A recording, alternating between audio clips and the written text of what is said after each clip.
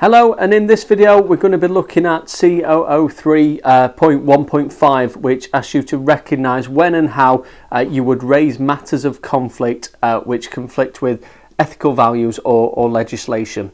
This is kind of second video of mine that focuses in on ethics. I have got another one that looks at the business case for ethical practice and you know, the commercial benefits and things like that. So that's more geared towards criteria 1.2. So if you're looking and want some advice on that criteria point, then please do check that out. But in this one, we're going to be talking about 1.5 and looking at the situations where you would raise conflicts of ethical and legislative breaches potentially within a business. So this is going to be my take on that.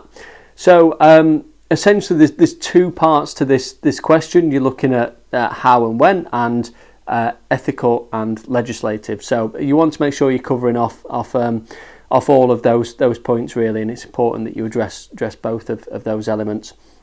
So in order to answer the questions, you should look at examples of both ethical and legislative breaches and potentially the conflicts that arise from that.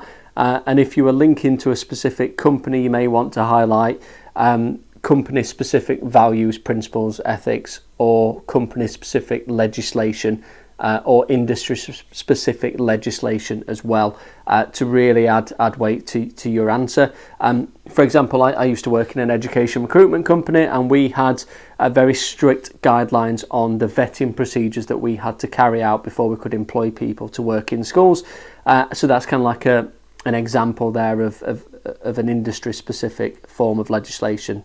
To work in other businesses, you wouldn't have to go through the levels of checks there. And you know, I used an example of where I highlighted a consultant that had maybe not followed the correct procedures or cut corners, and you know what happened there as a result of that, and the procedures that existed within the business to deal with that conflict there, and how I would in theory raise that with the businesses as well. So that's kind of what this question is asking you to look at.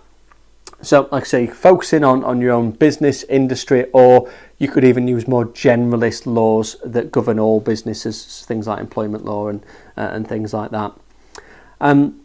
So how do we raise those conflicts? You'll want to cover off some key terms here. You've probably learned about employee voice, accountability, whistleblowing.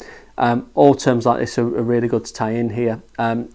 Employee voice, as you may already be aware, is kind of like a generalist term that refers to the way in which people communicate their views to the employer and how these are heard and acted upon. Really, is do businesses give the employees the potential to speak up, be heard, and do they encourage that involvement? That's what this is looking to.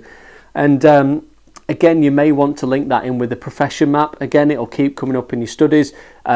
Valuing people is a core behaviour there within all levels of the CIPD structure. So employee voice is a big kind of big element of that, of hearing people, acting upon suggestions and valuing their inputs. So again, that's something that you might want to tie in with your answer for this question. Accountability, again, it's often aligned with ethics. However, this is more of an umbrella term that focuses on how organisations kind of uphold the ethical standards and how it punishes individuals that fall short of these. This can be through systems such as whistleblowing, which we'll touch on a little bit more, monitoring, disciplinaries. So accountability is more focused on we've got these set of standards, but how are we going to hold people to account if they don't uphold those standards?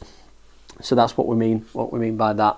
And whistleblowing is a really key element of that. So you'll probably want to focus in more detail and discuss if you've got access to a specific whistleblowing policy. That will really help. If not, there's loads of materials on best practice guidance, and you'll probably want to link that in with the culture as well, and how the business promotes and accepts whistleblowing, relating that to the theory and your own experiences.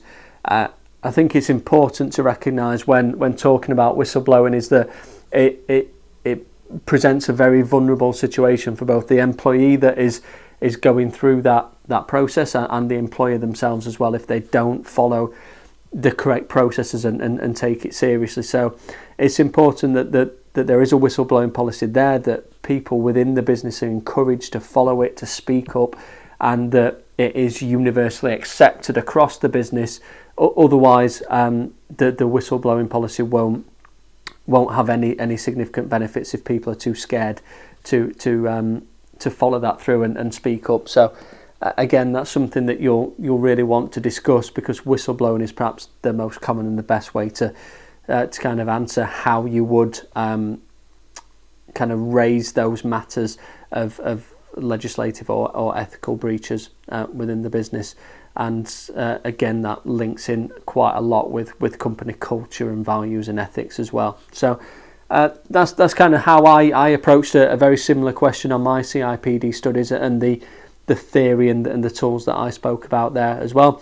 I hope this has been a benefit. If it has, please do comment, like, subscribe to the channel. I've got videos coming weekly, and there's lots on there particularly on CO03 at the moment, but I am going to be working through CO02 and 1 and other key topics as well. I've got an employer engagement series just out as well. So thank you again, hope it was useful, and I'll speak soon. Bye bye.